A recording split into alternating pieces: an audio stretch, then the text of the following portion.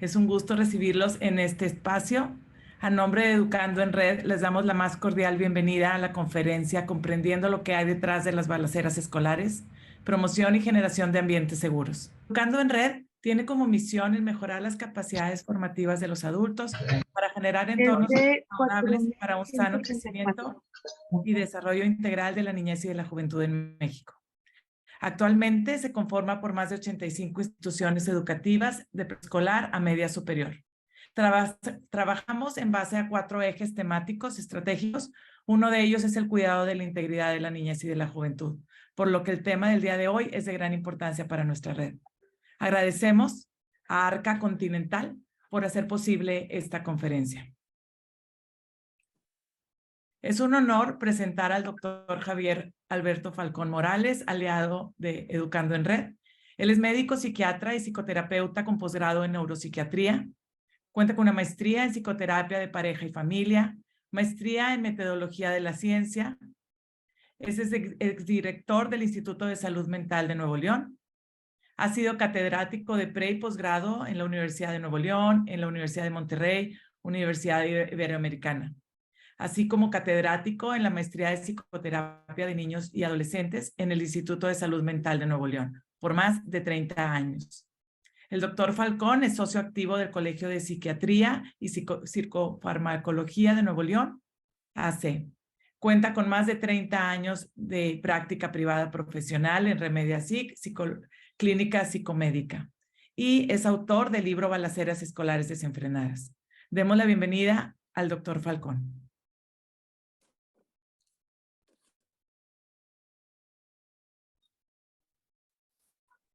Bienvenido, doctor. Hola, ¿qué tal? ¿Qué tal? Buenos días a todos. Un gusto estar con ustedes. Gracias a Educando en Red por esta invitación para compartir esta mañana de trabajo. Y vamos a hablar hoy sobre el tema, por una parte, o bueno, se pone el foco en comprendiendo lo que hay detrás de las balaceras escolares. Ahorita vamos a definir lo de las balaceras escolares. En realidad, vamos a hablar lo que está detrás. ¿Qué es lo que está detrás? Desde ahorita lo digo, que los jóvenes, los chicos y las chicas, aunque esta manifestación de las balaceras generalmente son con los chicos, que los niños, las niñas, los pubertos, los adolescentes, los jóvenes están con muchos problemas, muchas dificultades mentales, emocionales, relacionales, y no nada más aquí en el área metropolitana, ni en el estado, ni en el país, sino al menos en todo el mundo occidental, que es el que uno mejor conoce, ¿no? Y también en los países de otro orden como asiático, etcétera. Pero aquí la verdad es que está habiendo una gran cantidad de dificultades, de problemáticas nuevas con niños, niñas, pubertas, adolescentes, jóvenes. Entonces, y esta es una de las manifestaciones, pero aquí nos podemos centrar mucho de lo que lleva a esas dificultades, donde esta es una en particular, ¿sí?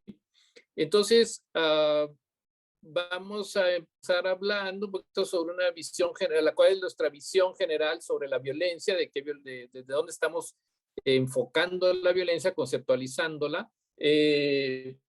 para luego ya pasar al tema más específico de los factores que contribuyen a generar conductas de riesgo, ¿no?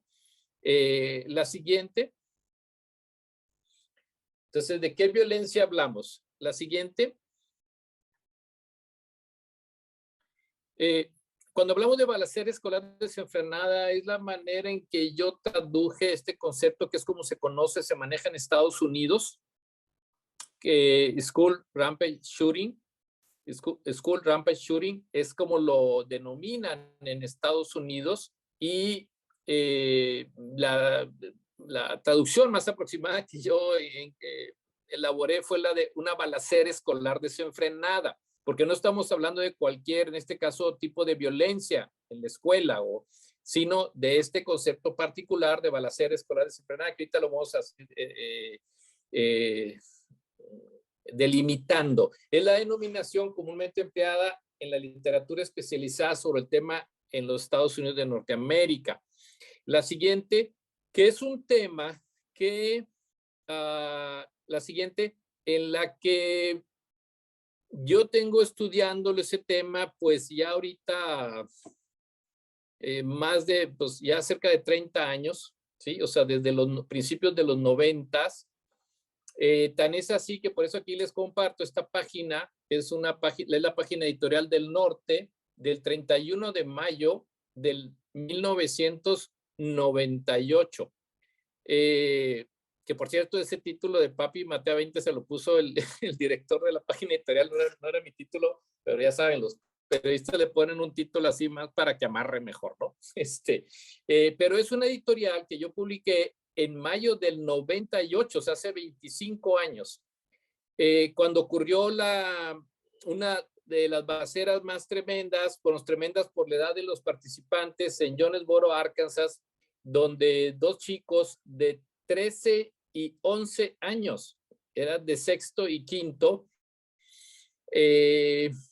hacen una balacera en donde matan a 4 compañeras, el de 13 estaba en sexto y el de 11 en quinto, y hacen una balacera porque la chica guapa de sexto le dijo que no al mayor de ellos, y entonces pues el chico le dijo vamos a matarlos, ¿no?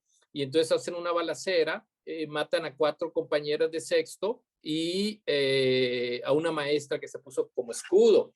Entonces, cuando vi eso y como tenía yo, le digo, ya varios años estudiando el fenómeno que lo había detectado desde principios de los 90, cuando empieza ya a volverse poco a poco más epidémico, este editorial es un año antes de la masacre en Columbine, que fue el 20 de abril del 99, un año después. Y en este editorial ya comentaba yo lo que estaba pasando en Estados Unidos y que cada vez iba en aumento, en aumento, en aumento. Ahorita hay, 300 balaceras por año mínimo, y se detuvo por lo de la pandemia, pero ya está otra vez tomando vuelo. Y entonces yo comentaba que había estado estudiando los factores que estaban llevando a que se diera este fenómeno, y que empezaba a detectar alarmantemente que muchos de esos factores los empezaba a detectar aquí en México y aquí en el área metropolitana, y por eso comentaba en esta editorial que si no le poníamos atención, estoy hablando en mayo del 98, si no le poníamos atención, muy probablemente íbamos a estar leyendo estas noticias no en la página internacional, sino en la nacional o en la local. Bueno, ya saben que el 18 de enero del 2017, la primera balacera escolar desenfrenada que tuvo lugar en el país, pues fue aquí en Monterrey, ¿verdad? Y luego la siguiente. Y luego la segunda balacera fue 3 años después, el 10 de enero del 2020, en el Colegio Cervantes. Ya saben, la de aquí fue en el Colegio Americano del Noreste, y luego el 10 de enero del 2020 en el Colegio Cervantes de Torreón, Coahuila, ocurrió la segunda balacera escolar desenfrenada en la historia de México, ¿no? Para que dimensionemos el impacto de lo que significó este inicio de este tipo de fenómeno aquí en el país. Pues a la hora de que fue la balacera aquí en Monterrey, ya estaba el presidente de la República aquí en Monterrey en la escuela viendo qué había pasado, ¿no? El gobernador estaba ya a la media hora, pues ya estaba ahí. Es un impacto, un solo niño ahí volteó de cabeza al país, ¿no? Porque estaba marcando un antes y un después. Y esta foto la pongo, que esto es de las noticias de Torreón, del Colegio Cervantes, del 10 de enero del 2020, en donde el chico que la realizó esta balacera igualó vamos a decir, el triste récord del tirador más joven en la historia, porque este chico tenía 11 años, el chico de Torreón, igual que el chico de Jonesboro, Arkansas, que por eso me ha impactado tanto, que tenía 11, porque yo me preguntaba, ¿cómo puede ser que un chico de 11 años puede ejecutar estas acciones en su mente, su cerebro, y las lleve a la práctica? Eso me daba cuenta que empezó a romper nuestros textos de desarrollo de psicología, el desarrollo de crecimiento del niño, del desarrollo del mente humano. Esos niños no estaban actuando como niños, estaban actuando como adultos. Entonces, ¿qué está pasando? Que los niños están haciendo, y los pubertos y los adolescentes están haciendo cosas de adulto, que antes nada más los adultos lo podían hacer. Dejen ustedes que lo quisieran hacer, lo podían hacer. Entonces dije, aquí, Yamayo, aquí están pasando cosas que no le estamos poniendo la suficiente atención y el destino nos va a alcanzar. La siguiente. Generalmente, ante estas situaciones, estos fenómenos tan terribles, manifestaciones tan terribles de problemas en los niños y en los jóvenes, las reacciones habituales ante estos, algunas de ellas, las más comunes, son reaccionar con horror, ¿sí? De hecho, en la página, en la imagen anterior, en el encabezado de la noticia decía, cuánta absurda e incomprensible violencia. Es que ahí lo que hay que entender es que no es absurda exactamente y menos incomprensible, que sí se puede comprender, que no la estábamos comprendiendo porque no la estábamos estudiando, no la estábamos analizando, no estábamos deteniendo a ver qué está pasando, pero precisamente este tipo de pláticas, y por eso el libro que escribí en diciembre, publiqué en diciembre del 2020, darnos cuenta que sí podemos comprender lo que está pasando y por qué se están dando estos fenómenos. Sí, son incomprensibles, ¿sí? Y esta es la idea de ayudar a que la gente los comprenda para entonces después poder actuar. Entonces decía aquí, las reacciones más comunes son de horror, de tristeza, de angustia, de huir al fenómeno, de retroceder, de tratar de olvidar, voltear hacia otro lado, negarlo, minimizarlo, ocultarlo. Tan es así que hasta donde yo tengo conocimiento en el medio, tengo 40 años en el medio, decía Alejandra que tengo más de 30, ya son 40 este año, hasta donde yo tengo conocimiento, soy la única persona que ha hablado, que ha dado conferencias o que da conferencias o que da pláticas sobre el tema en el país. No nada más aquí en el área metropolitana, en el país. Si alguien sabe alguna, me dice, pero hasta donde nadie toca el tema. Mi texto, el libro Balaceras Escolares Desenfrenadas, que lo publiqué el 20 de diciembre del 2020, es el único texto en castellano a ambos lados del Atlántico sobre el tema, ¿sí? Sobre el tema. Nadie ha publicado un texto sobre el tema. Insisto, asusta, angustia, da miedo. A mí también me da miedo y me da angustia y deprime, pero no nos podemos paralizar, ¿verdad? No nos podemos paralizar porque entonces no actuamos y las cosas siguen pasando. Tan es así la siguiente. Fíjense. Los estudiantes de Columbine, después de la masacre de Columbine, del 20 de abril del 2020, donde murieron 14 estudiantes y un maestro, hicieron una campaña. Fíjense, esto es del 2/19 de abril, porque iban a ser el 20 aniversario de la balacera. Noticias son de abril del 2019, el 20 años de la balacera de Columbine. Entonces, estudiantes de Columbine empezaron a hacer una campaña nacional para la siguiente. Esta es una imagen de una credencial de estudiante de Estados Unidos, donde los chicos de Colombia empezaron a hacer una campaña para que los alumnos de las escuelas de Estados Unidos, de junior high, de high school, de college, pusieran esta leyenda en sus credenciales de estudiante, ¿sí? Que dice, esta leyenda que está ahí en el centro de la credencial, dice, en el caso de que yo muera por violencia de un arma de fuego, por favor, publiquen la foto de mi muerte, ¿sí? La campaña se llamaba My Last Shot. Y luego ponían su firma y, ok.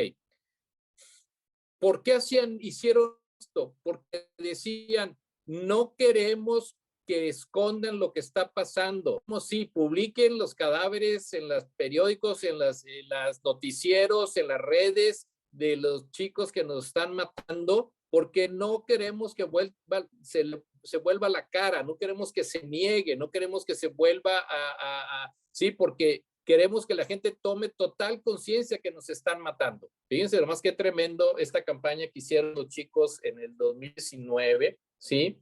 Para decir, no oculten las imágenes, ni modo, hay que ponerlas para que nos quede claro lo que está pasando en las escuelas, ¿sí? Tremendo, ¿no? Tremendo, tristísimo. La siguiente. Sí, bueno, aquí pongo por eso esta frase que me gusta de que a lo único que no podemos renunciar es a la posibilidad del mundo mejor. O sea, no nos podemos dejar abatir por el pesar, por el horror, por la tristeza, por el enojo, por la rabia. Tenemos que seguir intentando, a pesar de cómo están las cosas en el mundo, intentando contribuir a un mundo mejor. La siguiente. Aquí les pongo para rápidamente ver la conceptualización, desde dónde conceptualizo la violencia, el triángulo de la violencia de Johann Galtung, ¿sí? En donde esto lo introdujo Galtung en el 98 para representar la dinámica de la generación de la violencia. Entonces, por eso vemos que ahí que la violencia es como un iceberg, digo, en donde lo visible en la punta es solo una pequeña parte del conflicto. Solucionarlo supone actuar en todos los ejes de la violencia. Entonces vemos ahí en la punta visible del iceberg la violencia directa, como las balaceras, ¿sí? Como la balacera de enero del 17, esto que acaba de pasar, la chica esta que mataron a golpes en Teotihuacán. Pero abajo de la línea de lo visible está la parte invisible, que es la violencia cultural y la violencia estructural, que están en la base de la violencia directa. La siguiente. Entonces, aquí vemos que la violencia directa, la que es visible, es lo que se concreta con comportamientos y responde a actos de violencia, son las conductas violentas, y es lo que vemos. Pero debajo de eso está, por ejemplo, la violencia cultural, la cual crea un marco legitimador de la violencia y se concreta en actitudes, o sea, hay toda una cultura de la violencia, ¿sí? Que ahorita, bueno, además está muy actual, por ejemplo, con todo esto de la violencia hacia la mujer, ¿sí? Que eso está dentro de lo que hablamos, esta violencia cultural, este marco legitimador de la violencia. Y en el otro vértice tenemos la violencia estructural, ¿sí? Que se centra en el conjunto de estructuras que no permiten la satisfacción de las necesidades y se concreta precisamente en la negación de las necesidades. ¿De qué hablamos, por ejemplo, en la violencia estructural? Pues en la pobreza, por ejemplo, que es un aspecto estructural que está ahí en la base y que va a generar muchos fenómenos, entre ellos puede generar violencia. No necesariamente, no quiere decir que toda la gente pobre sea violenta, no, pero que es un factor que se puede sumar a otros para factor de violencia, ¿no? La siguiente. Entonces, teniendo en mente esto es para no tratar de enfocar este problema de una manera simple, como por ejemplo cuando ocurrió la balacera de Columbine, que fue un hito en Estados Unidos, en el 20 de abril de 1999, con la balacera que hicieron Dylan Klebold y Eric Harris. El presidente Clinton, que era el presidente en ese momento, salió a declarar que precipitadamente, creo yo, a los días de que había ocurrido o a la semana, de que habían analizado y que estos fenómenos violentos se debían a los videojuegos violentos y a las películas violentas. Obviamente no es cierto, o sea que ese es el factor. Imagínense, así se fuera, no tendríamos balaceras, no 300 al año, tendríamos millones, porque ejércitos, millones de chicos, chicas en el mundo ven videojuegos violentos y vemos películas violentas. Entonces, no va por ahí. Ahorita luego comentamos sobre eso, ¿no? Pero a lo que voy es eso, para mí una visión reduccionista, tratando de entender, y hay más que para entender, es para reducir angustia, creo yo, precipitándose a delimitar el factor causal de este tipo de fenómenos, ¿no? Entonces aquí tenemos también, complementamos este triángulo de la violencia de Johann Galtung con la visión ecosistémica, una visión ecosistémica del fenómeno, ¿no? ¿Sí? Y ahí pongo el esquema ecológico de Bronfenbrenner, ¿sí? En donde los modelos ecológicos sistémicos se enfocan sobre múltiples niveles de influencia, resultando en un entendimiento exhaustivo de la conducta humana, múltiples niveles de influencia, ¿sí? Pero también porque sean múltiples no quiere decir que sean inabarcables, ¿eh? No, simplemente que hay que tomarse más trabajo para ir revisando y entendiendo esos múltiples niveles. En el 79, Uri Bronfenbrenner propone el esquema ecológico en un libro que tiene muy bueno sobre una visión ecosistémica de 4 niveles, usado para ilustrar las complejas capas de factores posibles de influenciar y explicar las variaciones en las conductas individuales. Se considera que estos niveles tienen cualidades transaccionales, esto es, factores en un nivel pueden influenciar, moldear o constreñir factores en otro nivel, o sea, obviamente interactúan esos niveles, ¿sí? Ahí vemos en la parte central el microsistema, luego el exosistema, ¿sí? El mesosistema y el macrosistema, ¿no? En donde, y el problema es que muchas veces la gente se enfoca en un solo nivel y trata y el problema es que trata de entender y de actuar solamente en un solo nivel, sin tener en cuenta a los demás, ¿no? ¿Sí? En el microsistema, pues está todo, está el individuo, la familia, factores más reducidos, pero luego se va abriendo este esquema ecológico, ¿no? La siguiente. Y la siguiente, para tener entonces luego una perspectiva ecológica y multidimensional. Esta perspectiva ecológica y multidimensional, que es con la que yo enfoco el fenómeno de la violencia, y además, no solo el fenómeno de la violencia, estamos diciendo todas estas patologías que están surgiendo actualmente, esta clínica de las nuevas patologías en la infancia, pubertad, adolescencia y juventud. Entonces, esta perspectiva implica renunciar a simplificar la causa de la violencia escolar para abrir la mirada al abanico de determinantes entrelazados que están en la raíz profunda del problema. La concepción acerca de los determinantes tiene una relación directa con las estrategias que se proponen. Esa es la cuestión, que dependiendo cómo conceptualizamos, ¿sí? Los determinantes, pues eso va a guiar nuestra estrategia de intervención o de acción. Así, una teoría que atribuye la violencia escolar a factores individuales solo consideraría el microsistema y tendería a intervenir en ese nivel, proponiendo como recursos la psicoterapia psicológica y o el tratamiento psiquiátrico neuropsicofarmacológico. Que no es que eso no se tenga que hacer, no, sí, pero no nada más eso. En el otro extremo, una teoría que considera la violencia escolar como un mero subproducto de componentes culturales, tales como la masculinidad, el patriarcado, nos dejaría inermes, ya que solo restaría librar la lucha en el plano ideológico y esperar que se produjeran cambios en el nivel macrosistémico, lo cual llevará muchísimo tiempo. O sea, si nos enfocamos nada más culturalmente o estructuralmente, nos podemos pasar discutiendo, no, pues es que la cultura y el mundo y así, y no actuamos también en el otro nivel. Entonces, aquí no es que sea una dimensión más importante que la otra, sino que hay que visualizarlas e integrarlas, conectarlas. Siguiente. Entonces tenemos este modelo ecológico sistémico que permite examinar los elementos de victimización múltiple y de continuidad, identificar aquellos individuos cuyas exposiciones tempranas a la violencia y al maltrato los ponen en riesgo de revictimización o de perpetrarla en la infancia o más allá.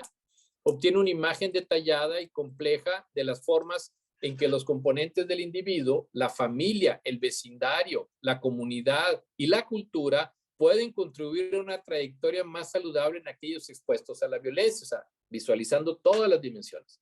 Se pueden diseñar intervenciones para cada nivel del sistema ecológico para reducir la violencia en medios de comunicación, escuelas, vecindarios, familia, individuo. La siguiente.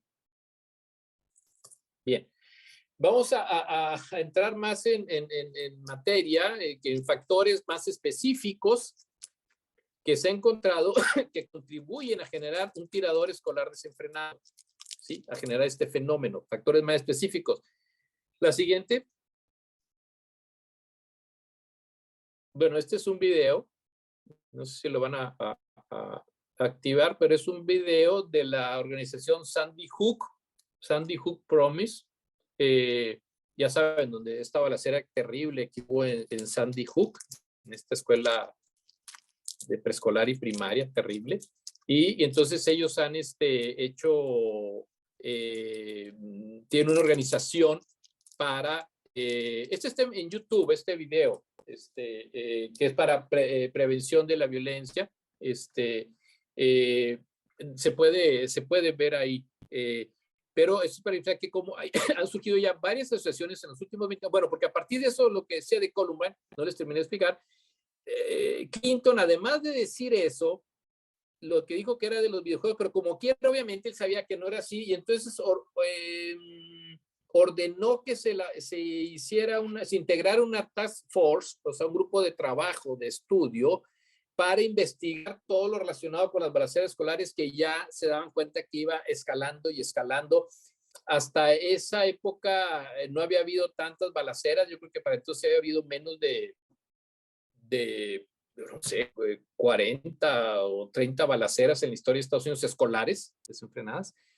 Y no, ya de aquí para acá pues tenemos cientos de balaceras, ¿no? Entonces, entonces ahí el gobierno de Estados Unidos le encarga, integra un grupo de trabajo que lideraba lo que sería el equivalente a nosotros a la Secretaría de Educación Nacional y a el sistema de seguridad también, sistema de inteligencia y seguridad de Estados Unidos, se pudieran investigar este fenómeno a raíz de entonces, de ese 20 de abril del 9/9, de la tragedia de Columbine. Es un parteaguas, pero entonces empiezan a realizar muchas investigaciones, estudios empiezan a surgir mucho, y luego después a los 2, 4 años empiezan a salir ya los resultados de todas esas investigaciones y se siguen haciendo. De hecho, la bibliografía de mi libro precisamente son casi 100 referencias bibliográficas, la mayoría de ellas, como decía, o casi todas son en inglés y no existen, no están aquí, no se consiguen aquí, no existen en castellano, hay que conseguirlas en Estados Unidos, pero donde recopilo casi la mayoría de los textos sobre este fenómeno que se han ido dando, sobre todo en Estados Unidos. La siguiente. Entonces, aquí vamos a empezar a mencionar algunos de los elementos. Esto fue parte de los resultados que empezaron a salir en el 2000. ¿Qué características tenían los chicos que participaban, las balaceras y los chicos que participaban en ellas? Entonces, empezaron a encontrar estos datos comunes. Los alumnos o exalumnos atacan sus propias escuelas, o son alumnos o exalumnos, no son gente ajena a la escuela. 2, son actos públicos, o sea, son actos que se hacen a la luz del día delante de todo mundo, no escondidas. Las víctimas son alumnos con los que generalmente se tienen resentimientos previos o símbolos de la escuela, el director, un maestro, o blancos al azar. La mitad de los menores que han hecho ataques en escuelas obtuvieron el arma en casa, fíjense, la mitad, obviamente, porque en Estados Unidos, pues, montones ya saben que en Estados Unidos, que son como 380 millones de habitantes, hay más armas que habitantes, hay como 450, 480 millones de armas en Estados Unidos, en las familias, en los hogares. No estamos hablando del ejército ni de la policía, en los hogares. Por eso hay esa facilidad que aquí no tenemos. Un ataque escolar desenfrenado es tan complejo que no puede ser de una sola causa. Se empiezan a dar cuenta ya de eso, ahí en Estados Unidos, en los 20, en el 2000, perdón. Cualquier aproximación significativa requiere reconocer influencias múltiples. La siguiente, ahí ya se empezaron a dar cuenta que no era tan sencillo, ¿sí? Aquí ponemos brevemente unas recomendaciones de la Academia Americana de Pediatría sobre la seguridad de armas de fuego para las familias, ¿sí? Donde tener conciencia de que los niños son curiosos y que muchas veces si tenemos un arma en la casa la van a andar buscando y luego les va a dar curiosidad tocarla, maniobrar. Por eso los niños están más seguros cuando las armas están en una caja de seguridad o caja fuerte descargadas y las municiones se guardan por separado. Los niños están más seguros cuando las armas se guardan fuera de la casa. O sea, es un riesgo eso de tener armas en casa, que aquí no hay tanto esa tradición, pero las 2 balaceras que ha habido en México, la de Monterrey del 2017 y la de Torreón del 2020, las armas, la del 2017 aquí, la pistola era del papá y la de Torreón era del abuelo. O sea, eran armas obtenidas en la casa, ¿ok? Entonces, bueno, esto es nomás una flash ahí de alerta. La siguiente. Entonces, se seguían encontrando elementos. Un ataque escolar desenfrenado es tan complejo que no puede ser atribuido a una sola causa, pero me están a encontrar estos aspectos. Se hizo un estudio, fíjense, se recopiló, ¿sí? Estudios de 100 casos de 1949 ya a 1900. A mí la el domingo, ahí en mi casa. O sea, te cuenta que está en el departamento y es al siguiente departamento. Como que alguien tiene abrir el micrófono. Pero va a rentar un departamento. ¿Qué va a hacer? Entonces, a ver si lo silencio. Entonces, se estudiaron 100 casos, se recopilaron este Task Force que les decía, de 100 casos que había ocurrido en Estados Unidos del 49 al 99, ¿sí? Donde la mitad de esos ya eran en los 90s, ¿sí?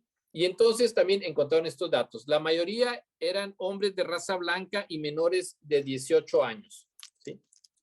O sea, la mayoría de los tiradores están entre 14, 15 y 18 años, aunque ha habido de 13, de 11 y de 20 y tantos en college. Pero la mayoría, la gran mayoría, son chicos, como quien dice, de high school, ¿sí?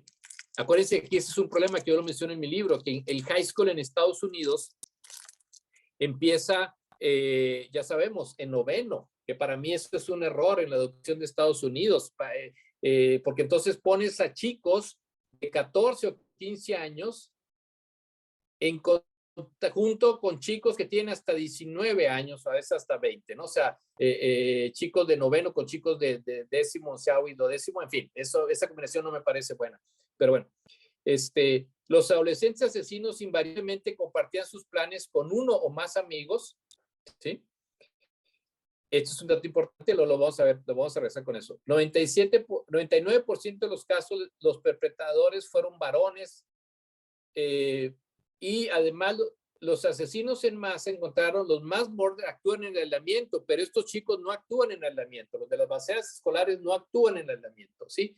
Y esto, nada más ha habido 2 casos de niñas que hagan balaceras escolares, ¿sí? Una del 79, ¿sí? La primera, una chica de 16 años, en el 79 en California, y la siguiente no tuvo lugar hasta el 2021, si mal no recuerdo. O sea, ahora en la pandemia, cuando estaban regresando a las escuelas en Estados Unidos, una chica de 6º año también hizo una balacera en Estados Unidos. Afortunadamente no mató a nadie, hirió a varios, como a 4, porque no sabía usar bien el arma, afortunadamente. La siguiente.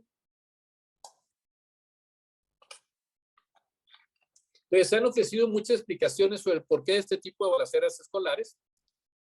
Influencia de videojuegos y películas violentas, rechazo de compañeros, depresión y pensamientos suicidas, fácil acceso a armas, impacto del acoso escolar, del bullying, efecto secundario de medicamentos, el tipo de personalidad, historia personal y relaciones familiares disfuncionales y conflictivas.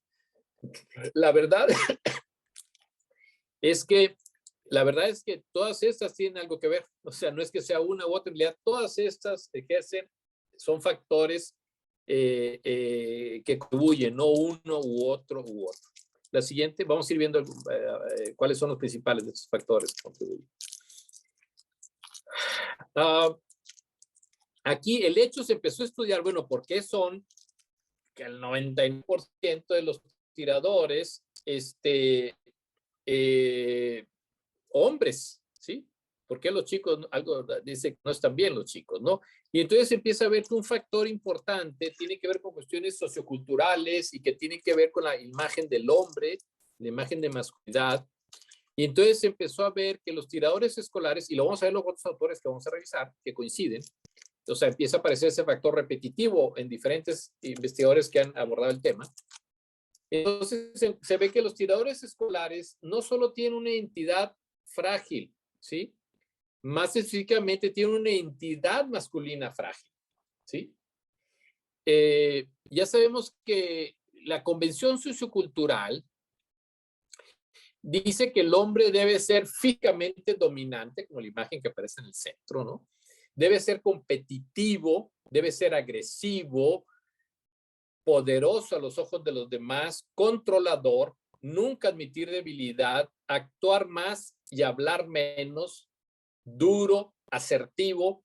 Generalmente eso es lo que convencionalmente se conceptualiza como un verdadero hombre, ¿verdad? Y entonces esa es una influencia cultural, una convención cultural que permea las escuelas, la familia y por lo tanto a los hijos. Y entonces los chicos empiezan a entender que ellos tienen que acceder a esas convenciones culturales para ser considerado un verdadero hombre. Y ahí empezamos con los problemas, no, seguimos con los problemas, ¿verdad? La siguiente. Entonces, de las principales tareas del adolescente es forjarse una identidad, sabemos, esa es la adolescencia, la pubertad. La adolescencia es emerger de la adolescencia con una identidad más o menos definida, o al menos con las bases de la identidad. Y además el adolescente realiza una búsqueda de estatus constantemente en su entorno. Pongo aquí, lidiar con padres entrometidos, quiere decir, otra tarea docente es lidiar con los papás, que ellos, pongo con padres entrometidos, no porque los padres sean entrometidos, sino porque así lo ve el adolescente. Ojo, porque ahorita quiero tener tiempo para comentar exactamente lo contrario en cuanto al rol de los padres. No es para criticarlos porque sean entrometidos, al revés, nos está faltando entrometernos más con los hijos. Ahorita lo vamos a hablar de eso, ¿no? Voy a poner el acento en eso. Entonces ellos sienten que tienen que estar lidiando con padres en pares, ¿sí? Y entonces se encontró que los tiradores escolares, además de fallar en sus tareas de adolescencia, también fallan en enfocarse una identidad masculina. O sea, iban encontrando que todos los tiradores escolares, o la mayoría, tenían una identidad masculina frágil, no bien definida, etc. La siguiente, por diferentes razones. La siguiente. Aquí se encontraron también factores comunes del entorno social, relacionado con los tiradores escolares. ¿Cuál es el entorno social de esos tiradores, de esos 100 casos de tiradores escolares que se investigaron en Estados Unidos? Más del 80% de los tiradores escolares sufrió un acoso escolar grave y prolongado. Ojo con esto. Más del 80%, es 83%, la cifra exacta, de los tiradores escolares sufrieron acoso escolar grave y prolongado. Fíjense, yo comentaba la semana pasada que ocurrió este caso de la chica que mataron, que murió a consecuencia de una golpiza que le dio una compañera en la cabeza, en Teotihuacán, Estado de México. Sí está el interés de esa noticia. Sí supieron cómo se dio el asunto. Lo que ocurrió fue que esta chica estaba cansada, creo que era tercera secundaria, estaba cansada porque tenía años acosándola, bulleándola, ¿sí? Siendo sujeta de bullying. Y entonces la chica decide enfrentar a sus acosadores. Ya, así como una vez por todas, ¿sabes qué? Vamos a pelearnos, me voy a defender por primera vez. Y bueno, pero pues la pobre chica no sabía defender, no sabía pelear. La compañera súper agresiva sabía pelear, la agarró golpes, le golpeó no sé cuántas veces en la cabeza. Creo que también, no estoy seguro, pero me decía alguien que sí le golpeó con una piedra. El caso es que seguramente le generó un hematoma, una hemorragia intracraneal, le desarrolló un hematoma y días después falleció la chica, ¿no? Pero a lo que iba yo es que si esta chica hubiera estado en Estados Unidos, no va y le enfrenta golpes a sus buleadores, hubiera agarrado una R15 y vaya a hacer un ataque escolar. Esa es una de las dinámicas más comunes en los tiradores escolares. Chicos cansados de ser buleados por años y de manera grave en su entorno, y en donde ahí pues aparecen las fallas, y hasta ahorita vamos a ver eso, de la escuela, de los papás, o sea, los adultos del entorno. Bueno, además del acoso, seguimos, además del acoso físico, las burlas que degradan la masculinidad son comunes. Las burlas tienen la intención, que ahora ya estamos viendo que también pasa mucho con las chicas, ¿no? Lo que pasa es que entre las chicas, no les da por ir a agarrar armas o reaccionar violentamente, y luego vemos lo que pasa cuando reaccionan. Las burlas tienen la intención explícita de disminuir la autoestima de la víctima, avergonzarlo, hacerlo sentir peor consigo mismo. La lucha por el estatus es una competencia por el rango de macho alfa. Cualquier tipo de falla en el otro constituye una oportunidad para atacar su masculinidad y reforzar la propia. esto del macho alfa, pues ya saben, esto también es un aspecto cultural, lo que decíamos, de estos estereotipos, ¿no? O sea, pues todo el mundo quiere ser James Bond, ¿verdad? Todo el mundo quiere ser el agente 007 con licencia para matar y para acostarse con cuanta chica guapa se le atraviesa, todopoderoso, ¿sí? Entonces, es ese tipo de aspectos culturales en los medios, en las películas, es que refuerzan esos estereotipos masculinos, ¿no? La siguiente. Seguimos con características del entorno social. Algunas características relacionadas con tiradores.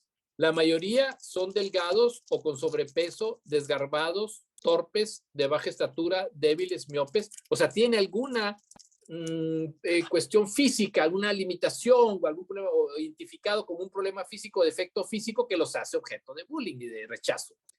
La mayoría de los tiradores escolares no son buenos especímenes físicos, no porque tendrían que serlo, sino porque es lo que se ve, o sea, porque precisamente la cultura, y más actualmente en los últimos años, las últimas décadas, exige que todos seamos excelentes especímenes físicos, que estemos en forma, que tengamos un buen cuerpo, que seamos atléticos, que tampoco tiene malo que ser así, pero se pone que nos veamos bien, que vistamos bien, que de acorde a la moda, en fin. Entonces, pues sobre una exigencia tremenda, excesiva.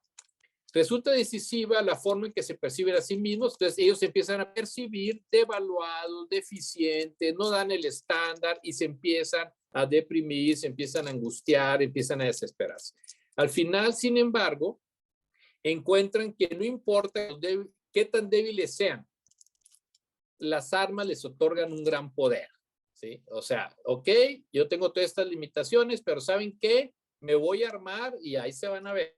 La van a ver ahorita que llegue con la R15, ¿no? La siguiente.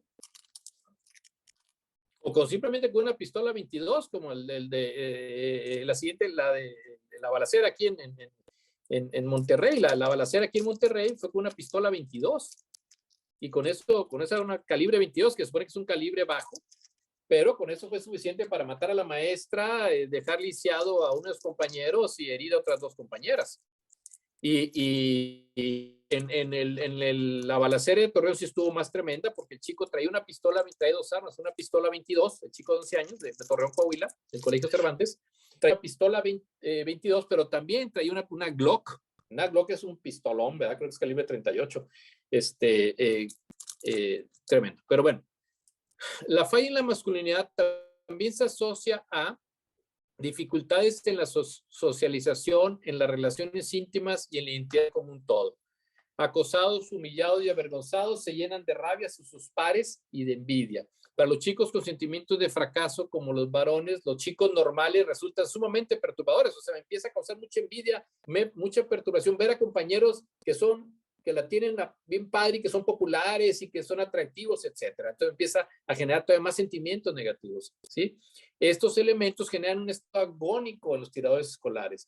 La siguiente. Entonces, fíjense, estamos viendo la siguiente, cómo, sí, uno de los objetivos de la plática y de mi libro es darnos cuenta, cobrar conciencia de que estos chicos, ninguno de los chicos que ha hecho balaceras escolares, ni son monstruos, ni son psicópatas, no, aunque algunos autores dicen que sí. Para mí, no. Para mí son chicos que estuvieron sufriendo desde la primera infancia, otros desde la pubertad y la adolescencia, y se sintieron devastados y no encuentran otra salida más que la violencia, ¿sí? Entonces, aquí es lo importante, por eso yo quiero poner más acento y pongo más el acento en qué hacer frente a una balacera. No, el acento es qué hacer y qué saber para no llegar a eso. No llegar a eso, para detectar estos fenómenos mucho antes de que vayan a ocurrir y poderlos prevenir. Okay. Entonces los tiradores empiezan en ese sentido de sentirse mal, devaluados, deficientes, empiezan a buscar modelos de rol como figuras que ellos perciben como figuras de poder, ¿sí? como Hitler, Charles Manson u otros tiradores escolares. Ahí vemos este par que está ahí, a la izquierda de la pantalla está Dylan Klebold y a la derecha Eric Harris, los de Columbine.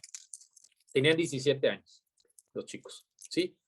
Que son actualmente, más de 20 años después, sobre todo Eric Harris, que era como el lidercillo de los dos, unos héroes para muchos chicos. ¿Por qué?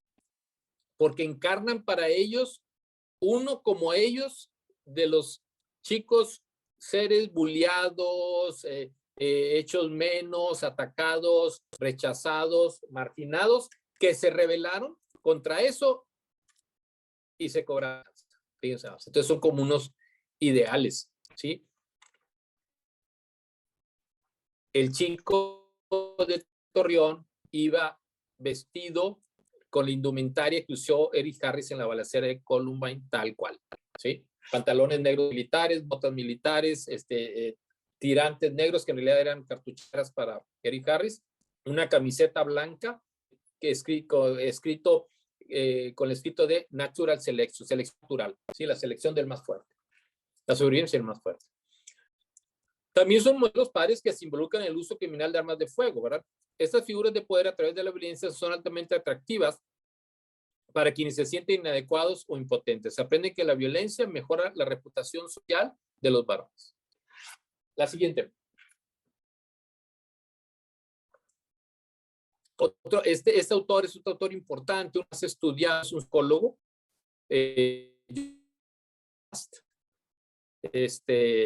John el Rápido es un PhD, un psicólogo. Este libro es un libro bastante... Todos estos libros no están traducidos al español. Y le llama violencia ceremonial. Él se puso a estudiar todos estos casos, analizarlos, y en su libro analiza como 13 casos en particular, incluyendo el de Columbine y también el de Jonesboro, Arkansas, que le mencioné. Los analiza en detalle, 13 casos, tentativos de diferentes tipologías. Y entonces estableció Jonathan Fath la tesis de que las balaceras escolares constituyen una forma de violencia ceremonial, así le llama él. La siguiente. Y empieza a hablar de a qué se refiere. ¿Sí? La siguiente. Todo eso es el discurso está tomado de Jonathan Fath. Entonces él encuentra que obviamente habla también de un entorno multifactorial relacionado con tiradores escolares. Dice, en estos chicos, dice, hay una pobre concordancia con su familia. Una pobre concordancia con su familia aumenta la problemática. Una pobre concordancia. ¿Qué quiere decir una pobre concordancia? Mis papás eran excelentes, fueron excelentes alumnos, excelentes académicos, honor roll, qué sé yo, y yo no. O al revés, mis papás, buenos estudiantes, vamos a quedar, y yo sí. Mi papá es un gran atleta, fue un gran atleta, yo no. O al revés. ¿Sí me explico? O sea, hay pobre concordancia con la familia y eso aumenta la problemática. Los problemas pueden extenderse a la escuela y a la comunidad. O sea, los problemas también de concordancia. O sea, yo puedo tener poca concordancia académico o con mi comunidad. Puedo yo entrar a una escuela, por ejemplo, con chicos de un nivel socioeconómico mucho más alto que el mío. Y entonces no tengo concordancia o al revés. ¿Ok? Eso es lo que se refiere a problemas de concordancia, de pobre concordancia. Y eso es un problema importante. Puede ser eso también permite entender el factor que dice frecuentes cambios de domicilio. Se encuentran frecuentes cambios de domicilio que de otros problemas agravan los problemas de concordancia porque no me hacen ni acomodarme en un entorno. Pueden ser de apariencia peculiar o tener alguna deformidad. Tiende a ser un chico infeliz. Son comunes antecedentes de abuso infantil, negligencia parental o negligencia de los adultos a su alrededor, presencia de algún trastorno mental y es también común la separación parental o el divorcio. Ojo, hay que entender estos factores, hay que tener claro una cosa. Ninguno de estos factores por sí mismo va a una problemática seria, incluyendo una balacera, un tirador escolar desenfrenado. Ninguno, ojo. Es que entonces los papás se divorcian. No. Por eso empecé hablando del esquema multifactorial y ecológico. No. Es una combinación de factores. Aquí lo importante es que ustedes se den cuenta que si tengo, y ahorita al final vamos a dar una lista más resumida de todos estos factores, es que en la medida en que voy encontrando check, más factores que contribuyen a mayor riesgo, ¿ok? Mayor riesgo, ese es el punto, ¿sí? Al final vamos a listar como 60 factores. Bueno, si de repente tiene 1 o 2, pues bueno, parece que no es tan grave. Puedo descartar, parece que no hay tanto riesgo pero si de repente encuentro de 60, encuentro 20, 30, digo, Chihuahua, tengo que hacer una evaluación, tengo que poner atención porque puede ser que aquí hay un riesgo elevado. La siguiente.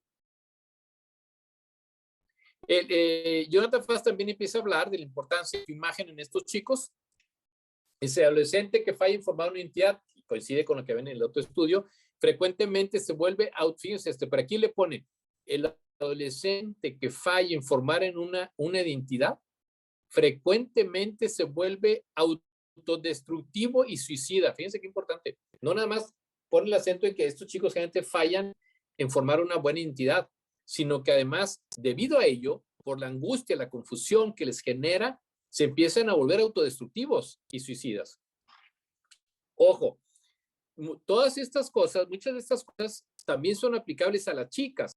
Nada más que, insisto, las chicas, las mujeres, las niñas, a la gran mayoría no les da por esto externarlo con violencia hacia afuera como los chicos, con golpes, con armas, cuchillos, pistolas, armas semiautomáticas, sino generalmente es autodestructivo, porque eso también es autodestructivo, ya saben, esto de las balaceras escolares es autodestructivo.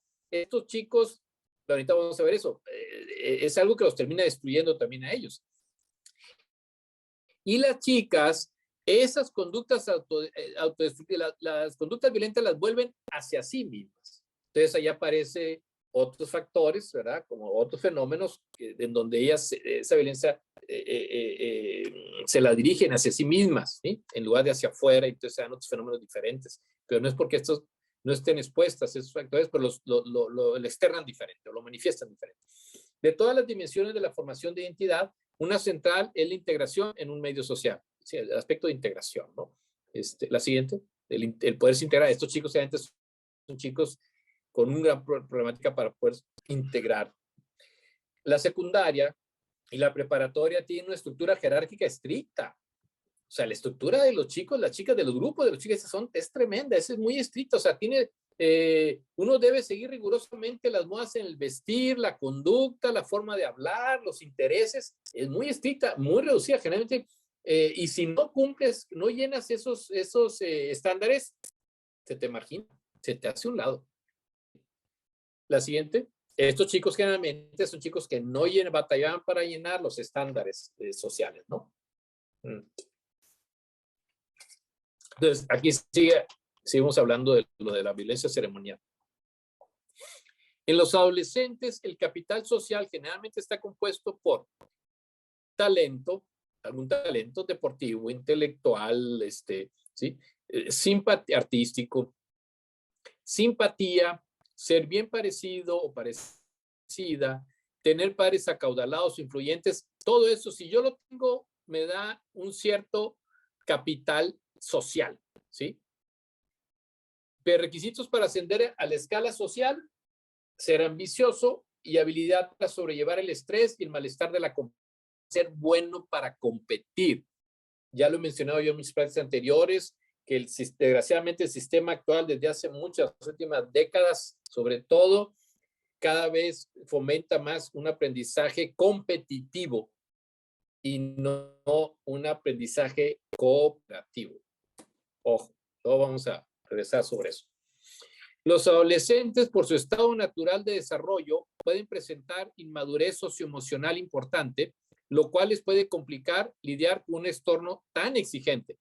Sí, porque imagínense, ya saben, entonces las divisas de muchas escuelas, colegios, aquí formamos líderes y por eso, entonces, pues es que líderes, no, a veces nomás hay 1 o 2 y todos los demás O sea, puros generales, puros mariscales de campo, y la tropa entonces no es importante, nada más los generales, los mariscales, los líderes, ahí estamos, transmitimos mensajes para mí equivocados, ¿sí? Equivocados,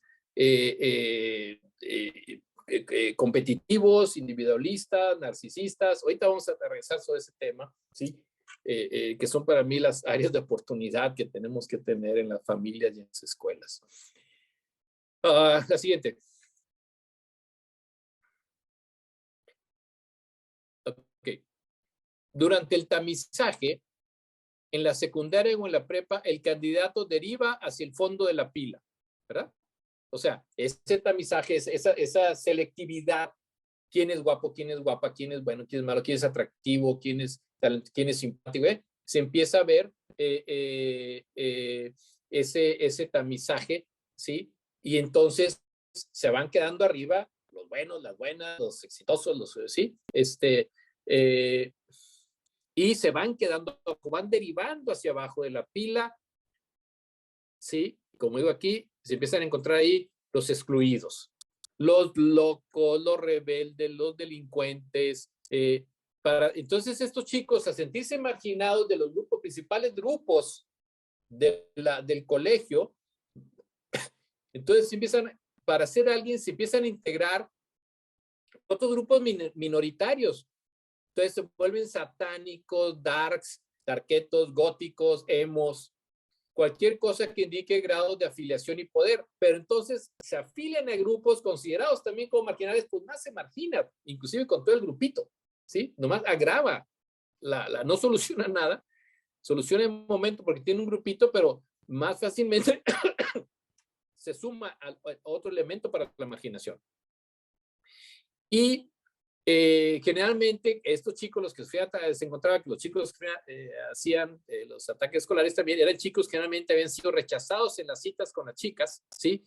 O que rompían con ellos después de unas cuantas porque les despertaban temor, ¿sí? O porque el chico era muy impulsivo, o porque carecía de empatía, ¿sí?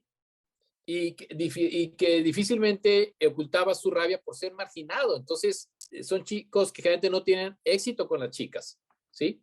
Imagínense, Eric Harris, el de Columbine, chico de Columbine, que era como el líder de los dos, Eric Harris, se hace una noviecita. Ahí ya estaban, creo que ya estaba en 12avo. Y pues sí, tenía muchos problemas. Entonces la chica luego lo corta, no sé, a los 2, 3 meses. Pues ¿saben qué se le ocurre hacer para tratar de reconquistarla? Va a su casa, ya saben, ese tipo de casita gringa, la casita, un jardín, no hay bardas, no hay un frente con su pastito, ¿verdad? Ahí al frente. Bueno, se tira, va y timbra, se tira en el pasto Eric Harris, pone una piedra a un lado y pone sangre falsa, se llena la cabeza de sangre falsa y la piedra. O sea, como que el tipo se había desesperado y se había ido a suicidar o intentar suicidar enfrente de la casa de la exnovia, según él, para ver si entonces ella ya quería regresar con él. O sea, conductas fallidas, no se las saben, no saben qué hacer. O sea, son conducta fallida sobre conducta fallida, ¿no? La siguiente.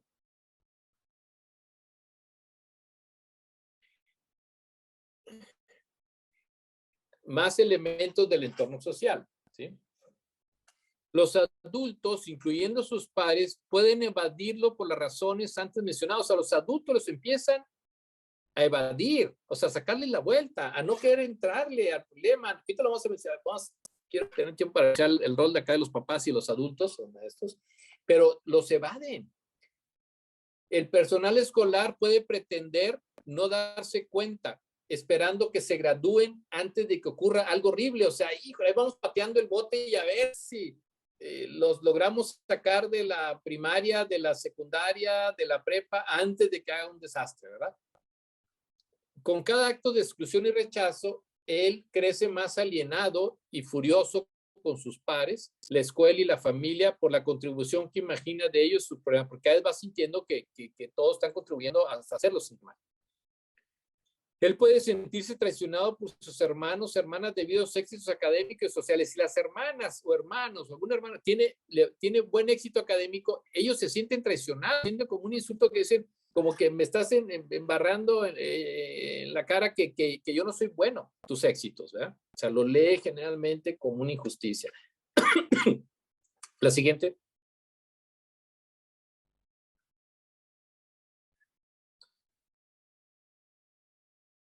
Entonces, llegado a este punto, dice Jonathan Fast, llegado a este punto, habiendo pasado por todo esto que hemos estado mencionando, el candidato le llama el candidato a tirador escolar, puede cometer suicidio en este punto al menos debido a dos factores.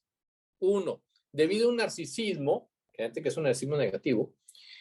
¿Qué hacemos? El narcisismo es una persona que demanda mucha atención, pero carece de empatía y de introspección. Entonces, demanda mucha atención, pero al carecer de empatía, se me dificulta jalar esa atención, porque yo a la vez no soy empático, como este caso, lo que sea de Lee Harris. Oye, ¿cómo esto ocurre? Vas a asustar a la niña, ¿cómo haces eso? Y vas y te simulas que te rompiste la cabeza, oye, ¿sí? Pero él no puede ponerse en los zapatos de ella, entonces no lee, y está pensando nada más en él, ¿sí? Entonces, este narcisismo, nada más verme a mí mismo y con toda esa desesperación, con todo eso sufrimiento, con toda esa frustración, ¿sí?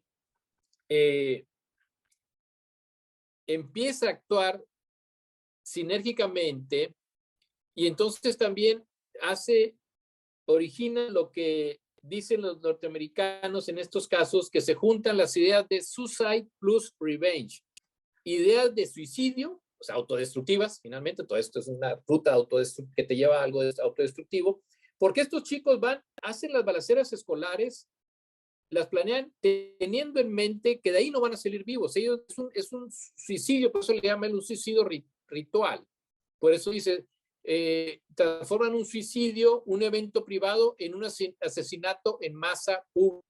O sea, yo ahí voy a suicidarme, como quien dice, porque si no me matan, un guardia, alguien que tenga un arma, la policía, yo me voy a matar, ¿sí? De ahí no voy a salir vivo, ¿sí? Pero entonces te digo, se juntan por eso las ideas de suicidio y venganza. O sea, me quiero morir, ya no aguanto este sufrimiento, pero antes, ahí aparecen las ideas de revenge, de venganza. Pero antes de morirme, el mundo me va a pagar algunas de las que me ha hecho. Y entonces se concibe ese ataque escolar, ¿ok? Y ahí se juntan las ideas de suicidio y venganza. La siguiente. El otro elemento que aquí se junta, también normalmente, es que encuentran un amigo, un alma gemela, un miembro de su grupo marginado que sufre una forma atenuada de los problemas del candidato y reconocen la ira del mismo un proxy potencial. Entonces le empieza a reforzar la conducta y lo empieza a animar a que haga algo, a través de la cual puede vivenciar un homicidio vicariamente y librarse de personas que odia sin compartir el riesgo. Otro amigo, ¿sí? O sea, estos chicos no actúan en solitario, comparten sus ideas con amigos, las ideas que están pensando, que están teniendo de realizar un ataque escolar y cómo se sienten. Esta alma gemela toma el rol de coach de la violencia, convenciendo al candidato de canalizar su ira a través de una balacera escolar. Le promete que como resultado será amado por sus compañeros oprimidos, temidos por los bullies y obtendrá renombre mundial por ser tan atrevido, ¿sí? Ahí están las que vemos ahí, son Eric Harris, a la izquierda en negro, y la imagen en blanco es de Dylan Klebold, ¿sí? La siguiente. Una vez que el candidato obtiene la idea de convertir su suicidio en una ceremonia pública, se ve inmerso en su planeación, documentando sus pensamientos en las redes sociales. No lo ocultan, lo comparten en sus redes. Puede publicitar el evento informando a un grupo selecto de amigos sobre ello, previniéndoles de quedarse en casa ese día o sugiriendo un lugar seguro desde donde podrán observar la balacera. ¿Sí? La siguiente. Estos chicos de Columbine estuvieron un año planeando el ataque. Desde un año antes concibieron el ataque y estuvieron un año planeándolo. Este tipo de ceremonia pareciera ser una regresión muy antiguo y primitivo, donde el suplicante juega la parte y se regodea en una actividad prohibida o privilegiada antes de su propia ejecución o proscripción de la tribu, ¿sí? O sea, como el poder que sienten que les da el tener toda esa fuerza destructiva, ¿no? Y lo quieren sentir al menos antes de morir o de irse, ¿no? La siguiente. Vamos a ver aquí la siguiente, otro listado. Esta es de un libro de Catherine Newman sobre, que se llama Rampage, que es una psicóloga social muy buena de Estados Unidos, y que es un libro se llama Rampage, sobre las balaceras escolares, desde el punto de vista sociológico, sociopsicológico. Y ella también encuentra, vemos que coinciden varios factores, como ya mencionados. Se percibe marginado en la sociedad, el tirador, este chico sufre de problemas psicosociales, trastornos de aprendizaje, psiquiátricos o disfunción familiar. Sigue guiones culturales para la resolución de problemas. Si la gente te está tratando mal, tienes que hacer que te respeten con una demostración de fuerza. Vuela bajo el radar. Sus conductas problemáticas pasan desapercibidas. También puede usar la estrategia de convertirse en el payaso del salón. Miente, se guarda las cosas para sí mismo. O sea, hacerse el payaso para que piense la gente que lo que dice, piensa o hace es en broma. Y no es en broma, es para ocultar. Por eso dice, esta gente vuela bajo el radar. O sea, aprende cómo volar bajo el radar, cómo esconder lo que realmente piensa, siente o hace. Y por eso de repente sorprende. La gente no se lo espera cuando hace el ataque escolar. Y dices, ¿cómo no me di cuenta que traía esos problemas? Porque vuelan bajo el radar, ojo. Obviamente también son gente que tiene acceso a armas de fuego, ¿sí?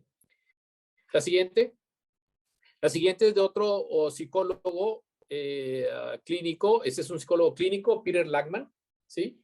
Y él, aquí voy a detener un poquito porque él enlista características que él encontró a través de estudiar y de tratar.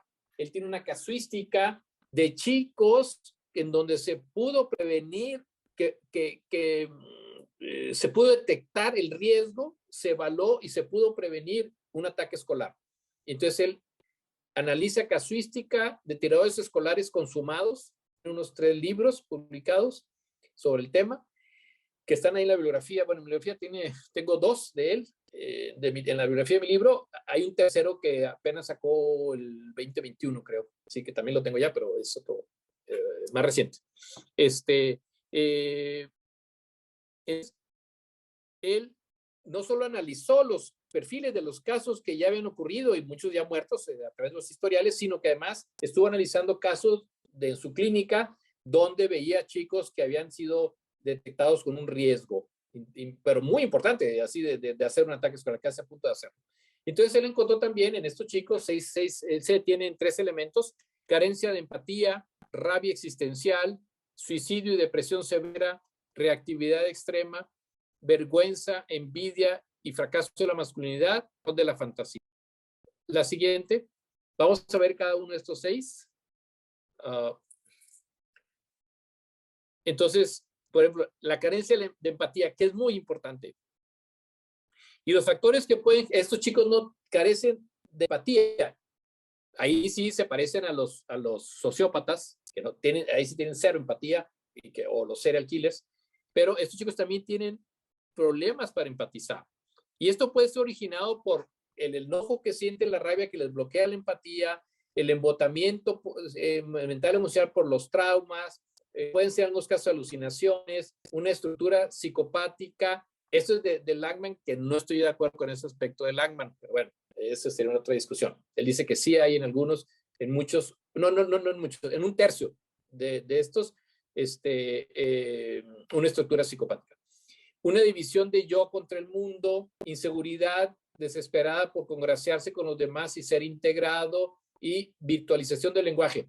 O sea, todos estos son factores que generalmente refuerzan esa falta de empatía, ¿sí? Esta virtualización del lenguaje, lo menciono en detalle en mi libro, sobre que está haciendo que cada vez la comunicación sea más por los smartphones, por los aparatos, en donde no se puede transmitir afecto, ¿sí? Es un lenguaje digital desconectado de lo lógico y desconectado de todo del afecto. Entonces están acostumbrando los niños, las niñas, los adolescentes, están creciendo, aprendiendo a comunicarse de manera digital, sin afecto, ¿sí? Y eso pues, es parte de lo que complica, que refuerza conductas de desconexión, autísticas, de poca empatía, etc. La siguiente. vergüenza, envidia y fracaso de la masculinidad. Este tema ya lo hemos visto, él también lo encuentra, Peter Lachman, en los chicos, problema con la masculinidad, con la identidad masculina, pero además dice que se encuentran desconectados de todo adulto que pueda ayudarlos a salir del estado de confusión y sufrimiento en el que viven, y los adultos no se percatan de ello. Ojo, check con este punto. Siguiente. A la rabia existencial, ¿sí? Habla también de una rabia existencial rage. Todos los tiradores estaban enojados, muy enojados, no solo con una persona, con un grupo, sino con la vida, con el mundo. O sea, son chicos o son chicas que te dicen, estoy muy enojado con el mundo, o sea, es un mugrero este mundo. Un chico me decía hace poco, doctor, ¿cómo puedo yo querer estudiar, querer hacer mis cosas, si a lo mejor ahorita en una hora a Putin se le ocurre empezar una guerra nuclear y se acabó el mundo, y entonces yo para qué estoy esforzándome? Fíjese, ¿sí? La visión de toda la problemática, la contaminación, el agua, la violencia, muchísimas cosas, porque ahora, a diferencia de hace décadas atrás, las cosas empezaron a cambiar del 89, 90 para acá con los niños, las chicas, los jóvenes. Los últimos 30 años ha cambiado las cosas. Ha cambiado la situación, el entorno, y es otra cosa lo que están viendo de cómo había sido hasta entonces. Hay una gran diferencia del 89, 90 para... Se marca ya entre la gente, entre psicólogos, especialistas, psicoanalistas, psiquiatras, que ha habido un cambio en el entorno mundial y en el que están creciendo los niños, las niñas, y entonces está dando lugar a lo que se llaman las nuevas patologías, etcétera. Entonces, y uno de esos cambios es que ya no les puedes ocultar nada a los chicos, a las chicas, de todo se enteran, todo está en las redes, de todo se informa. Entonces no les podemos ocultar todos los problemas tan serios que hay en el mundo, de todo tipo, incluyendo a las personas, y eso les da mucho coraje, ¿sí? La siguiente. Con el mundo y con los adultos, dice, que ¿por qué vean el mundo que me están dejando? ¿Qué es esto? La siguiente. Aquí lo aparece también, él encuentra por eso suicidio y depresión severa, le encuentra que muchos de estos, o la mayoría,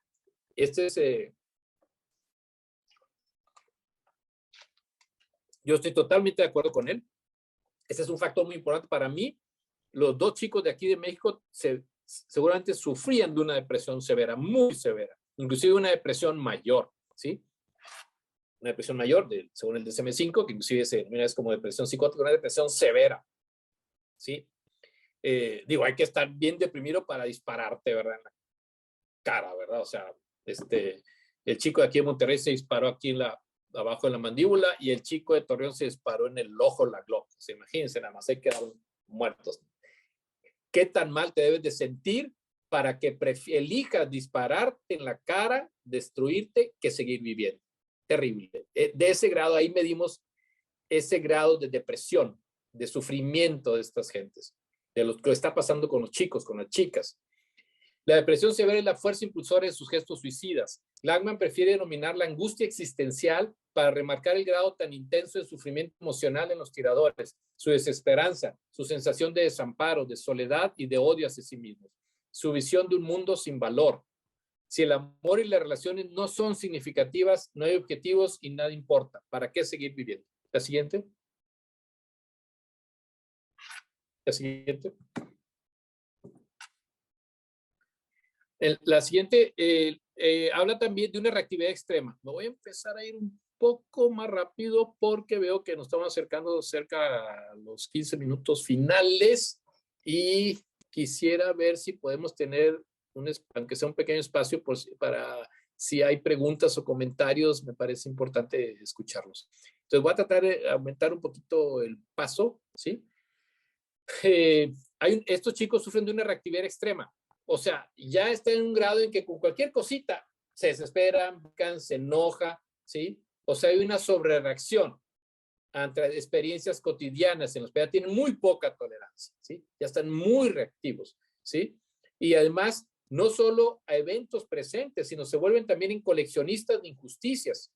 Coleccionistas, o sea, se empiezan a recopilar, no, cuando yo tenía 2 años, cuando tenía 4, cuando tenía 6, mi mamá, mi papá, mi hermano, mi maestra, mi compañero, ¿sí? Empiezan a volverse también, voltear hacia atrás y a recolectar injusticias, y todo aumentando esa reactividad. La siguiente.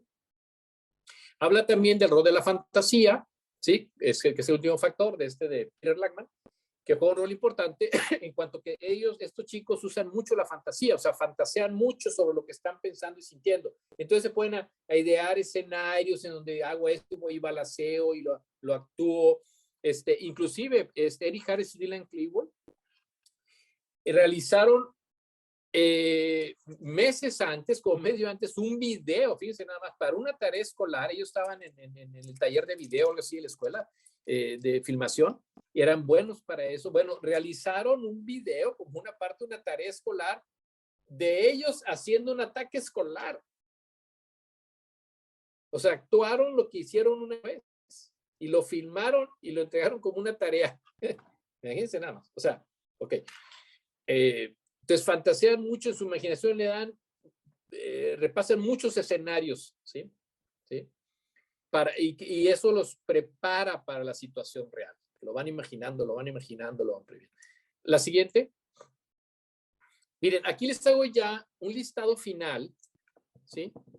Un listado en la siguiente, listado final. Las siguientes diapositivas son un listado final de factores, un concentrado, una síntesis de los factores que contribuyen a esta problemática. Estos factores, aquí hago un listado, varios de los que ya mencioné durante la plática, y yo agrego otros, es más exhaustivo. Fíjense todos los factores. Estos a nivel individual. Después menciono otros factores en la familia, en la escuela y en lo social, ¿sí? Ahí sí pueden tomar nota de esto porque ya no voy a tener chance de revisarlos exhaustivamente, ¿verdad? Pero entonces, aquí lo que pondría el acento es que, acuérdense, no hay un perfil exacto de un tirador escolar. O sea, de estos, el que tenga 5 de estos 10 es un tirador. No, sino hay toda una serie de elementos que se ha ido ya comprobando que comparten la mayoría de los tiradores escolares. Y entonces, si yo tengo este checklist, insisto, y yo entrevisto a estos chicos, un chico que vemos que hay un riesgo, entonces con esto son elementos para evaluar con el chico, para platicar con él. Y si yo voy haciendo check, insisto, si de repente veo muchos elementos de estos aquí listados, y luego también la siguiente de los familiares, ¿sí? La siguiente. Sigo acumulando elementos de factores que pueden generar esto. Entonces, ¿qué es lo que pasa ahí? ¿Sabes qué? Es momento de realizar una evaluación de riesgo, de amenaza, de ataque escolar. Así se denomina, y así lo denomino en mi libro, ¿sí? Es momento, sí, con este chico sí hay que hacer una evaluación de riesgo, de amenaza, de ataque escolar, ¿ok? Entonces, para eso son estos elementos que les comparto, ¿sí? Para que los tengan a mano y los evalúen, y si van juntando muchos factores individuales, familiares, escolares, ¿sí?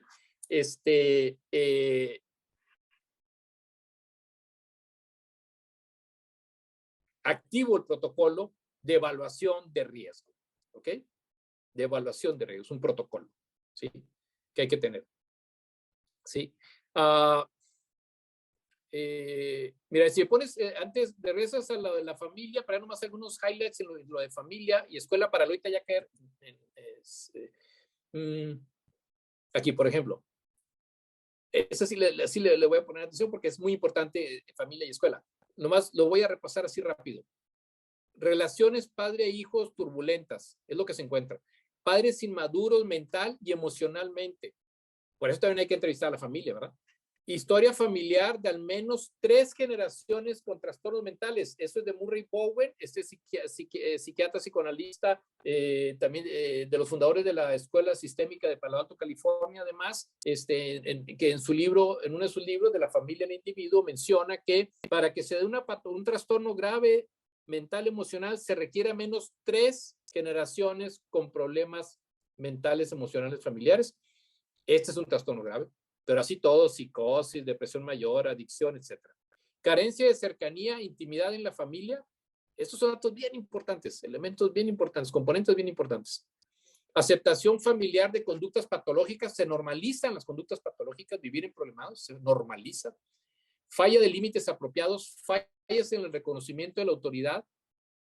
El hijo manda en casa, por decirlo así, acceso a armas, fallas en el monitoreo de la televisión, celular, tablets, computadores, internet, etcétera, una comunicación pobre y cambios frecuentes de domicilio. Estos son factores que se encuentran generalmente en el entorno familiar de estos chicos con problemas. Cada uno de estos, si se fijan, estos temas por sí solo da para una plática entera. Si vemos, nos podemos centrar en los factores individuales para una plática entera, en los factores de familiares para una plática entera, ¿verdad? La siguiente, aquí nomás se los condensé, ¿verdad? La escuela, es lo que nos interesa mucho, ¿verdad? Desapego, generalmente existe un desapego del chico, de la chica con la escuela, tolerancia con la conducta irrespetuosa.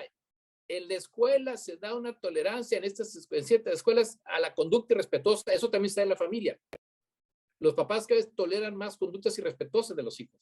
El acoso forma parte de la cultura escolar, gran problema gran punto que no terminamos de atenderlo. El acoso forma parte de la cultura escolar, más menos, ¿sí?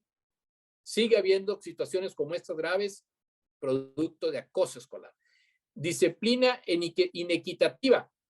No mido igual con la misma vara a todos los alumnos. Poca cercanía emocional del personal con determinados estudiantes. Jerarquía dispar entre los alumnos. Algunos estudiantes son más valorados que otros. Cultura inflexible a cambios en la sociedad y las necesidades cambiantes de los alumnos, especialmente los nuevos. Ojo con este punto. Muchas escuelas, colegios tienen una cultura de inflexibilidad a todos estos cambios que estamos mencionando. Tenemos también que entender que ya no son los chicos de antes, ¿sí? Ya no son los chicos de antes, ni las chicas. Esto es un entorno diferente, está habiendo cambios, ellos están moviéndose, sus emociones con muchos cambios y muchas veces no entendemos que es así y queremos todavía evaluar o manejar con roles, con moldes ya caducos. Y al revés, y otros que sí hemos de mantener, no los usamos. En fin. Código de silencio entre alumnos, generalmente los padres no dicen lo que está pasando, hay que cambiar esa cultura. Poca confianza entre estudiantes y personal. Acceso a computadoras o redes no supervisado y falta de conocimiento y preparación del personal escolar sobre esto que estamos hablando. Por eso es parte de cubrir esa. ¿Sí? Conclusiones, pasamos a las conclusiones para luego ya ver si podemos tener unos minutitos de comentarios, preguntas. Conclusiones. Los ataques escolares desenfrenados ocurren debido a una combinación compleja de factores ambientales, familiares, individuales que varían de un perpetrador a otro, que fueron los que estuvimos estudiando. En el mundo del tirador, sus amigos no importan, sus padres no importan, los derechos, sentimientos de los otros no importan, su propia muerte no importa nada. En ese estado se encuentra. El tirador se encuentra en un estado de crisis psicológica. Crisis, la siguiente. ¿Qué quiere decir esto? Que se encuentra en un estado de crisis. Esta visión reducida del mundo no es necesariamente permanente, no es necesariamente estructural. La mayoría de los tiradores que sobreviven a los ataques, fíjense, esto es bien importante. He revisado la mayoría de los casos que han ocurrido, cientos de casos que han ocurrido. La mayoría de los tiradores que sobrevivieron, inclusive muchos decían, maten, decía la policía, y bueno, algunos se mataron, a todos mataron, sobrevivieron y los metieron a la cárcel, han expresado de forma consistente y convincente sentimientos de culpa, remordimiento, agonía y autodesprecio por lo que hicieron. Importantísimo, si se fijan, o sea, pasado ya meses después, años después, dicen, ¿sabes qué? La regué. O sea, no debía haber hecho eso, porque además muchos de los papás de los muertos, de las víctimas, van y hablan con ellos y yo quiero hablar con ellos, quiero decirle que tomen conciencia de lo que le hizo a mi hijo, de lo que le hizo a mi familia, de lo que le hizo a la escuela. Y obviamente, por esa falta de empatía, estos chavos ni habían pensado en eso, ¿sí? Ni habían pensado en eso. Entonces, esto es bien importante. Es lo que los crímenes cometieron no eran resultado inevitable de sus personalidades, sino acciones cometidas en un estado de crisis.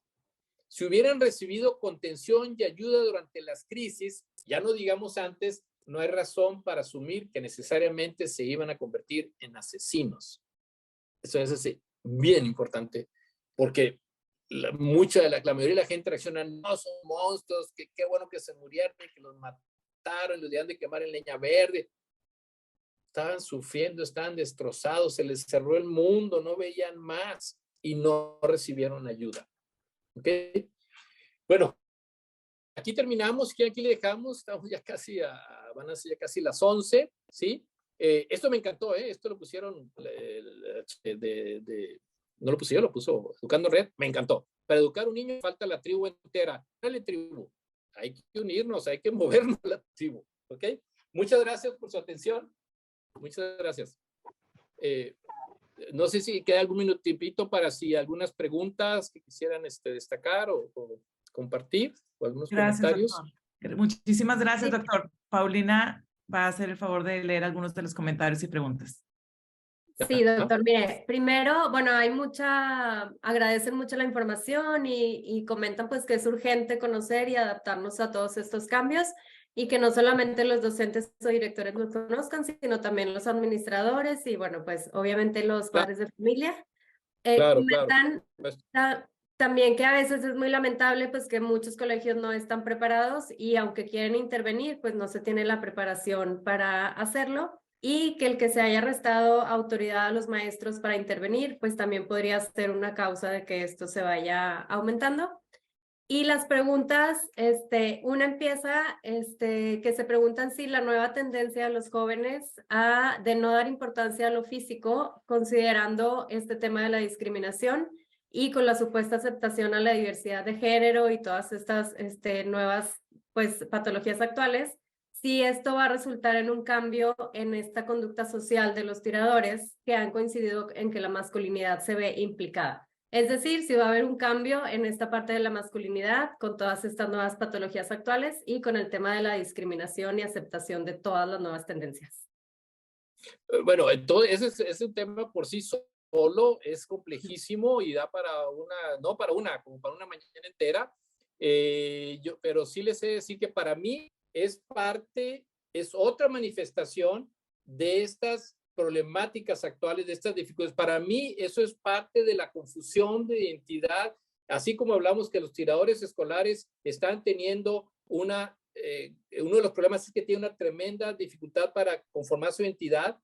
Seguimos hablando, ahí me están hablando, y para mí lo que pasa es que luego no se puede ni hablar de eso porque resulta que ya no es políticamente correcto, no se puede ni tocar el tema. Para mí eso está mal. Sí, tendríamos que hablar sobre el tema y los chicos y las chicas tendrían que tolerar que se hable sobre el tema y se discute sobre el tema. ¿Por qué lo cancelan? ¿Por qué cancelan la discusión sobre el tema? Porque si hablas, eres incorrecto, eres retrógrado. El simple hecho de querer hablar sobre eso, que lo quieren hacer pasar por algo normalizado, no pasará. No, sí está pasando mucho. Y para mí eso es otra manifestación de una confusión tremenda. En niños, niñas, es lo que estoy hablando, pubertos, adolescentes, jóvenes y jovencitas, ¿sí? Pero por sí solo para mmí es parte de esta problemática de lo que les decía de las nuevas patologías que se enmarcan dentro de lo que se llama la nueva clínica del vacío, ¿sí? Que eso es un concepto de Massimo Recalcati, psicoanalista italiano de Milán, actualmente activo, es de mi edad, ahí anda el hombre, buenísimo, Massimo Recalcati, se llama igual que Gladiador, ¿verdad? Máximo, muy bueno ese hombre, y él acuñó este concepto de la clínica del vacío en niños, niñas, adolescentes y jóvenes, ¿sí? Es un concepto importantísimo para entender lo que está detrás de todo esto, ¿sí? ¿Ok? Entonces sí, pero bueno, eso habría que hablarlo muy específicamente por sí mismo. Pero sí, sí se va alterando, se está alterando todo, sí, se está alterando todo y se está modificando todo, claro, claro. Muchas gracias. Voy a apuntar aquí dos comentarios que creo que pueden ser, resueltos de la misma manera por el tiempo. Y aquí preguntan ¿cuántos focos de atención podríamos decir que ya son como una amenaza importante y que nos puede convencer de que una persona se va a convertir en tirador? Y si la inmadurez emocional es un factor importante que contribuye a esto. Claro, sí. No solo la inmadurez emocional de los niños, sino de los papás. O sea, como que Claro. toda esta parte. Sí, ahí estaban listados inmadurez emocional de papás. Obviamente estos chicos y chicas son chicos inmaduros, dice por madurez, de un retraso en la maduración importante. Por eso actualmente hablamos medio en serio en el medio, la gente del área de salud mental, hablamos de los pubertos de 30 años y los adolescentes de 40. ¿Okay? Porque cada vez no sé cuándo llega la adultez, ¿verdad? Cada vez no sé cuándo llega la adultez. Entonces tenemos muchos papás y muchos maestros inmaduros que actúan como adolescentes con sus hijos, y que por eso ese es un tema también muy particular, que es el rol de los padres actualmente, el rol del papá y de la mamá, en donde los papás ya no quieren ser papás, están cansados, están ocupados, se quieren divertir con todo lo grandioso que ofrece el mundo, ¿sí? Y ya no quieren tener tiempo, ya no quieren ocuparse de los hijos, ¿sí? Y por eso los chicos se han ido dejando, los chicos y a las chicas, en manos de los pares. Y no, que ahí estamos siguiendo tristemente la tendencia europea y la tendencia gringa, ¿sí? De considerar adultos a los chicos mucho antes de tiempo. Y ustedes saben, para los gringos a los 15 años vas por tu cuenta. Ahí se ven, ¿ok? Y entonces, no, aquí es al revés. Actualmente tenemos que regresar a la relación familiar, a la relación con los adultos, ¿sí? Tenemos que hacerlos menos independientes de nosotros. Es al revés. Menos independientes, más dependientes de nosotros en esas edades, para que precisamente una vez que entren a la adultez, ahorita entran como a los 24, 25, 26 años, ya se puedan independizar, no antes. Eso es un error, ¿sí? Tratarlos, se confunde uno, y la gente, no es que yo tocarles su lugar, su espacio, es un huerqueta, es una huerqueta, necesitan todavía depender de uno, de los adultos, de sus papás en primer lugar y de los maestros en segunda. Ahí nos equivocamos tremendamente, ¿sí? Por eso no es que eso de que si los papás, ¿cómo se llama? Que los niños tiranos, que los papás no sé qué sometidos. No, es que nos estamos equivocando nosotros. Nos estamos equivocando y lo estamos antes de tiempo. Y ahí tenemos que ir a contracorriente. Hay que recuperar esos vínculos para poder también ofrecer guía a los hijos. Por eso también se pierde, porque como nos alejamos los adultos, son ciegos guiando otros ciegos. Ok.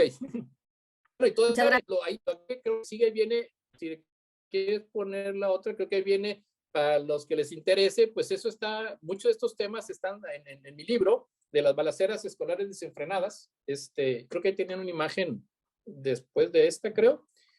Para que le interese también eso, que ese libro se consigue ahí en Amazon, por cierto, ¿no? En Amazon México, así se llama, Balaceras Escolares Desenfrenadas, comercial. Sí, una guía para papás, maestros, psicólogos y autoridades escolares. Y ahí tengo capítulos con protocolos específicos, evaluación, de detección, de prevención y de acción en caso de, ¿verdad? Pues creo que ya, no sé si hay algo más. Con mucho gusto, doctor. Les compartimos ahorita por el chat la liga a Amazon para que puedan tener acceso a su libro, o los que estén aquí en la ciudad de Monterrey también saben que lo pueden conseguir en su oficina. Queremos agradecerle su participación esta mañana por aclararnos conceptos tan importantes, y los invitamos a todos a continuar trabajando en la construcción de una sociedad incluyente, consciente, responsable y consecuente con la protección de la niñez y de la juventud en México. Muchísimas gracias.